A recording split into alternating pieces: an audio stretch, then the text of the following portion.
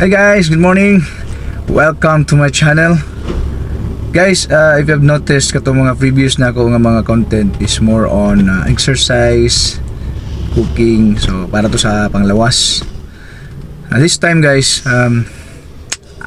kini para na pud ni sa spiritual food. So share na ko sa inyo ang wisdom gikan sa Bible na akong natundan.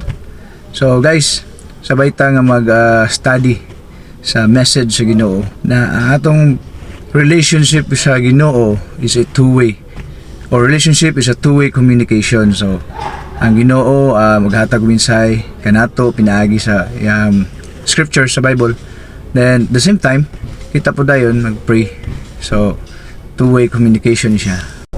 According to Galatians chapter 5 verse 19 to 21, now the works of the flesh are manifest, which are this: adultery, fornication, uncleanness, lasciviousness, idolatry, witchcraft, variance, emulation, wrath, strife, seditions, heresies, envyings, murder, drunkenness, revelings, and such like, of the which I tell you before, as I have also told you in the time past, that they which do such things shall not inherit the kingdom of God.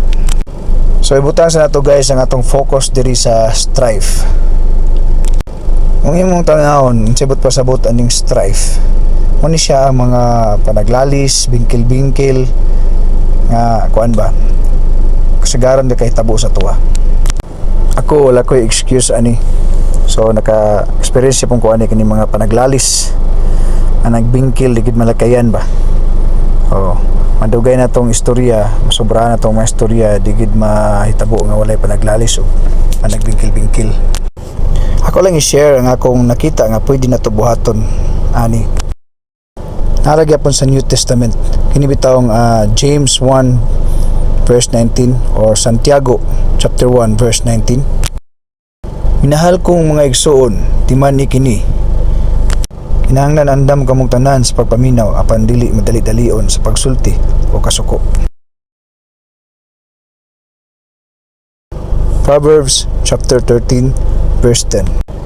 Sa sobrang garbo ay mga tao nga dili maminaw og tambag na mo'y hinungdan sa kagubot.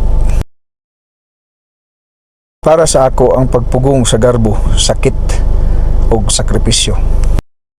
Pero para sa atong maayo nga relasyon sa Ginoo, atong buhaton ang iyang mga tambag, iyawat na lang makaambit pud kita sa iyang mga sakripisyo sa cross para sa atong kalawasan.